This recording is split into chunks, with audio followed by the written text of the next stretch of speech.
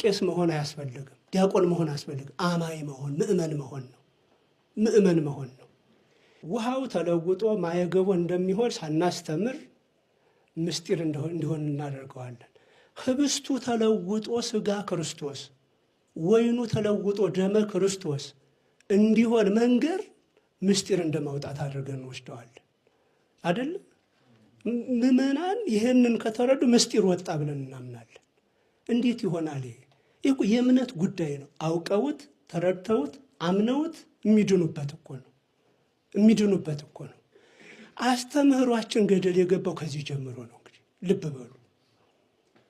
አሁን እኛ ወደ ክህነቱ ስንመጣ ይህን በቅጡ ተረድተን አይደለም። ምስጢር አየ ሲባል ታውቁታላችሁ። ምስጢር አየ የምንለው ድቁና ተቀብሎ ቤተልሔም ሲገባ ነው ምስጢር አየ የምንለው አይደል? አይደለም። ያን ጊዜ አይደለም ምስጢር አየ የሚባለው።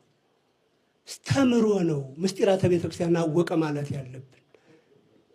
ይህን ለማወቅ ደግሞ ግድ ቄስ መሆን አያስፈልግም፣ ዲያቆን መሆን አያስፈልግም። አማኝ መሆን ምእመን መሆን ነው። ምእመን መሆን ነው።